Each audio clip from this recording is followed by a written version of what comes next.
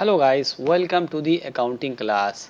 आज की वीडियो में हम लोग ये देखेंगे कि फाइनेंशियल स्टेटमेंट की जो एनालिसिस की जाती है वो क्यों की जाती है, उसका ऑब्जेक्टिव क्या है या पर्पस क्या है, और फाइनेंशियल स्टेटमेंट एनालिसिस की सिग्निफिकेंस क्या है या उसकी इंपॉर्टेंस क्या है। इसको हमने कई पॉइंट में बताया है। चलिए शुरू करते हैं।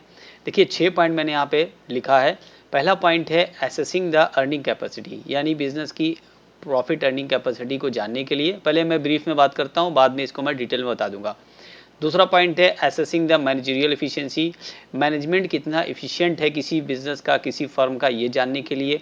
तीसरा है assessing the short term and long term solvency of the enterprise, किसी भी बिजनेस की शॉर्ट टर्म पेइंग कैपेसिटी कैसी है या लॉन्ग टर्म पेइंग कैपेसिटी कैसी है, इसको जानने के लिए हम एनालिसिस करते हैं। चौथा है दो फर्म के बीच में कंपैरिजन करने के लिए करते हैं। पांचवा है बजट बनाने के लिए या फोरकास्टिंग के लिए करते हैं। और छठा होता है फाइनेंशियल स्टेटमेंट को अच्छी तरह समझने के लिए करते हैं। तो इसको हम पॉइंट वाइज देख लेते हैं थोड़ा डिटेल में। जैसा कि मैंने पहले बताया, assessing the earning capacity. Earning capacity मतलब होता है बिजनेस की प्रॉफिट अर्निंग कैपेसिटी। कोई भी बिजनेस लॉन्ग टर्म में सर्वाइव करेगा या नहीं करेगा, ये उसकी अर्निंग कैपेसिटी पर डिपेंड करता है। दूसरी बात है, किसी भी बिजनेस की अर्निंग कैपेसिटी को कौन जानना चाहेगा। बिजनेस की अर्निंग कैपेसिटी को खास तौर से इन्वेस्टर्स जानना चाहेंगे, यानी वो लोग जो आपके बिजनेस में पैसा इन्वेस्ट कर रहे हैं। तो सबसे पहले उनका ये इरादा होता है कि वो देखें कि आपके बिजनेस के अंदर प्रॉफिट कमाने की कितनी क्षमता है, प्रॉफिट अर्निंग की कैपेसिटी क्या है।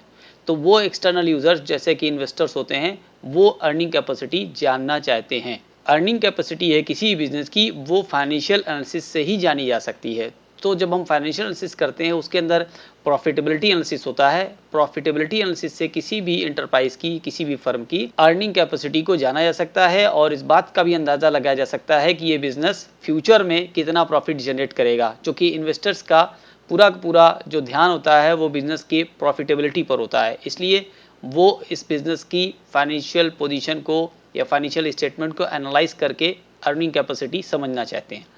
दूसरा होता है मैनेजरियल इफिशिएंसी। इफिशिएंसी का मतलब होता है रिसोर्सेज का अच्छा इस्तेमाल करना, बेहतर इस्तेमाल करना, सबसे ज़्यादा अच्छा इस्तेमाल करना, कम से कम वेस्टेज करना।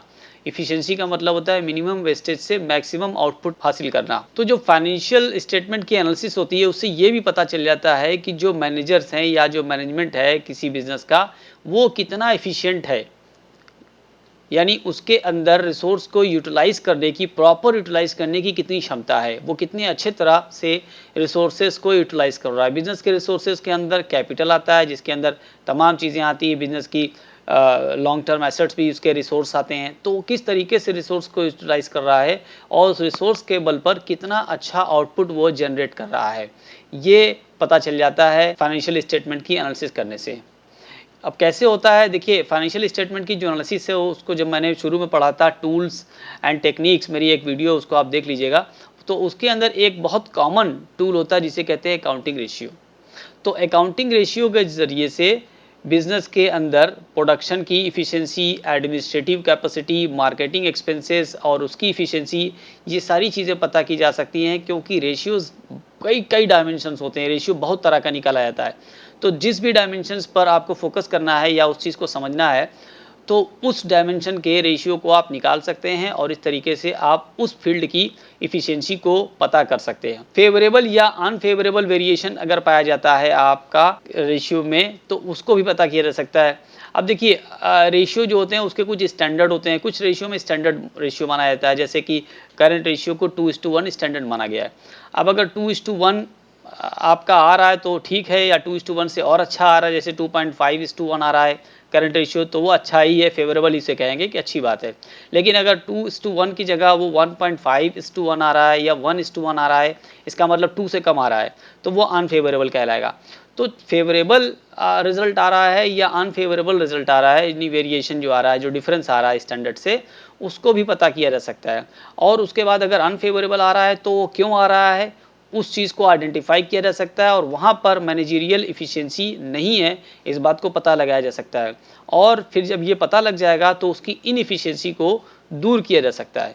तो ये बहुत बड़ा एक एडवांटेज होता है, एक बहुत बड़ी सिग्निफिकेंस हो जाती है मैनेजरियल की इफिशिएंसी को पता लगाना और उसको इम्प्रूव करना, जो कि पॉसिबल होता है फाइनेंशियल स्टेटमेंट की एनालिसिस से। तीसरी चीज़ होती है बिजनेस की पेइंग कैपेसिटी जानना। बिजनेस के जो भी ड्यूज़ होते हैं वो शॉर्ट टर्म में भी होते हैं, लॉन्ग टर्म के भी होते हैं। शॉर्ट टर्म का मतलब वो ड्यूज़ जो कि बिजनेस को 1 साल के अंदर चुकाना होता है।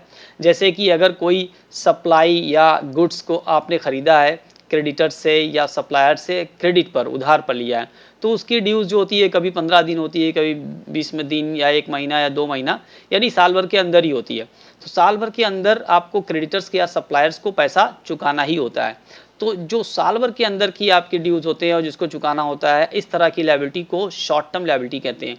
तो एक बिजनेस की शॉर्ट टर्म पेइंग कैपेसिटी क्या है, ये जानने में भी मदद करता है फाइनेंशियल स्टेटमेंट एनालिसिस। और लॉन्ग टर्म पेइंग कैपेसिटी वो लोन जो आपने बैंक से लिए हैं या डिबेंचर जो आपने डिबेंचर होल्डर्स को इशू किए हैं, इन सभी को आपको 1 साल से ऊपर, कभी 5 साल, 8 साल, 10 साल यानी ऐसे चुकाना पड़ता है।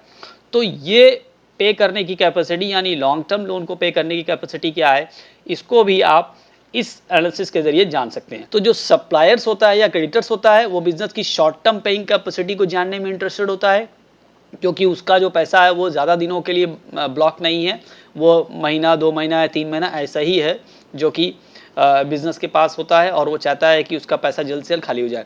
वो लोग जिन लोगों ने लॉन्ग टर्म के लिए आपके बिज़नेस में पैसा लगा रखा है, जैसे डिबेंचर होल्डर्स या बैंक ने आपको लोन दे रखा है 5 साल 10 साल के लिए, तो वो आज देखना चाहते हैं कि आप लॉन्ग टर्म में यानी 5 साल में, 8 साल में, 10 साल में जो लोन है वो आप चुका पाएंगे कि नहीं चुका पाएंगे।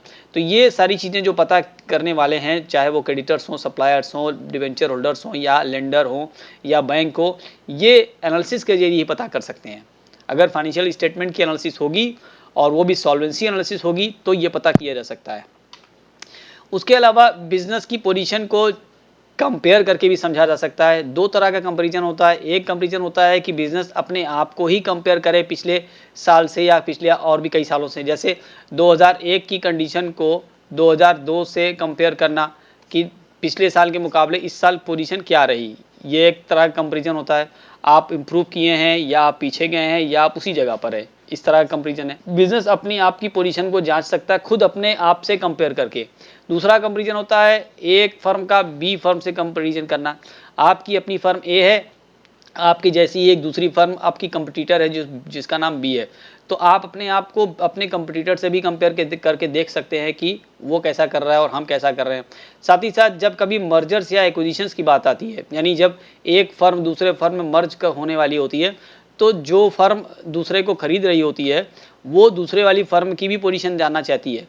तो मर्जर्स और एक्विजिशंस के टाइम पे इस तरह का कंपैरिजन, ए का बी से और बी का ए से, इस तरीके का कंपैरिजन बहुत ज़रूरी हो जाता है, क्योंकि कंपेयर करके ही फिर मर्जर या एक्विजिशन वाली सिचुएशन होगी, समझा जा सकता है एक दूसरे को। उसके अलावा एक फ़ायदा और होता है या एक ऑब्जेक्टिव और है जिसे कहते हैं फोरकास्टिंग, यानी भविष्यवाणी करना, फ्यूचर में बताना कि क्या होने वाला है। देखिए ये फोरकास्टिंग, जैसा कि मैंने कहा भविष्यवाणी करना, फ्यूचर को बताना, ये उस तरह का फ्यूचर को बताना नहीं है जैसे कि हम सड़क के किनारे देखते हैं कि कोई तोता होता है, किसी चीज़ को एक पर्ची निकालता है और वो कुछ बताता है, नहीं ऐसा नहीं है। देखिए अकाउंटिंग के अंदर अगर कोई फोरकास्टिंग हो रही है तो वो कोई बेस पर हो रही है, वो साइंटिफिक है, उसका कोई बैकग्राउंड है, इस बेस पर फोरकास्टिंग की जाती है, हवा में तीर चलाने जैसा नहीं होता है।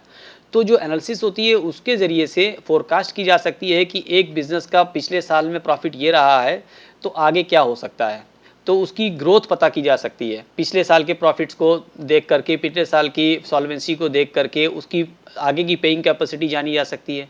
एक बिज़नेस कितना आगे ग्रो करेगा, कितना डेवलप करेगा, ये सब कुछ उसके पास्ट के परफॉर्मेंस पर डिपेंड करता है। पास्ट का परफॉर्मेंस जैसा है उसको एनालाइज करके फ्यूचर के बारे में बताया जा सकता है। साथ ही साथ बजट जो होता है, बजट तो हमेशा फ्यूचर के लिए ही होता है, हमेशा आगे के लिए होता है। तो अगले साल की, एक साल का क्या एक्सपेंस होने वाला है, क्या प्रॉफिट होने वाला है, क्या एक्सपेंसेस होगा, क्या इनकम होने वाली, ये सब कुछ भी आप बजट में बना सकते हैं, दिखा सकते हैं, क्योंकि आपके पास पिछले कई साल का एनालिसिस है। तो जब तक आप पिछले कई साल के डेटा को या रिकॉर्ड को एनालाइज नहीं करेंगे, आप फ्यूचर के बारे में कुछ नहीं बता सकते। तो फ्यूचर को प्रेडिक्ट करना या बजट बनाना ये बहुत ज़्यादा पॉसिबल हो पाता है फाइनेंशियल स्टेटमेंट की एनालिसिस के जरिए। और लास्ट हम बताने वाले हैं develop understanding of financial statement. Financial statement की अच्छी खासी समझ अगर आपको डेवलप करनी है या फाइनेंशियल स्टेटमेंट को अच्छे तरह समझना है तो आपको एनालिसिस भी समझना चाहिए। देखिए फाइनेंशियल स्टेटमेंट के अंदर रॉ डेटा एक तरह से खाली इंफॉर्मेशन लिखी हुई, जैसे एसेट्स है इतना, करंट एसेट्स ये है, लॉन्ग टर्म एसेट्स ये है, या इसमें एक एक आइटम लिखा हुआ है, कैश इतना है, इन्वेंट्री इतनी है, डेटर्स इतने हैं, उसके अलावा इनकम स्टेटमेंट में सेल्स इतनी है और तरह तरह के एक्सपेंसेस देते हैं। ये सब अमाउंट आपको एक फिगर्स में लिखा हुआ है, एक एब्सोल्यूट टर्म में लिखा हुआ है। अब इस अमाउंट से बहुत ज़्यादा इंफॉर्मेशन आप ऐसे ही देख कर नहीं निकाल सकते जब तक कि उसकी एनालिसिस नहीं करेंगे। तो एनालिसिस करने से हम बिजनेस के फाइनेंशियल स्टेटमेंट में बहुत सारी इंफॉर्मेशन जो कि हिडन है, जो सामने नहीं आती है, हम वो समझ सकते हैं। उस साथ ही साथ एनालिसिस के अंदर हम लोग ग्राफ अगर डायग्राम अगर बना दें तो ग्राफ या डायग्राम के जरिए से एक ग्राफ बना हुआ है और ये बता रहा है सेल्स। तो देखिए इस ग्राफ को आप देखकर समझ सकते हैं कि सेल्स जो है वो पिछले कई साल के मुकाबले बढ़ती जा रही है, यानी सेल्स का ग्रोथ पैटर्न है। अगर आपके सामने एक ग्राफ इस तरीके का आ रहा है, मसलन ये जैसे एक्सपेंस का मान लिया हमने ग्राफ बनाया, तो इसको देख के आपको क्या लगता है, पता चल जाता है कि भाई एक्सपेंस जो है पिछले साल से गिरता जा रहा है, आगे भी इसका मतलब गिरेगा, उसकी ये टेंडेंसी हो रही है। तो ग्राफ के जरिए भी बहुत कॉम्प्लिकेटेड इन्फॉर्मेशन को और डायग्राम के जरिए बड़ी कॉम्प्लिकेटेड इन्फॉर्मेशन को बहुत आसानी से बहुत अच्छे तरह से समझा जा सकता है, जो कि फाइनेंशियल एनालिसिस के जरिए ही पॉसिबल होता है।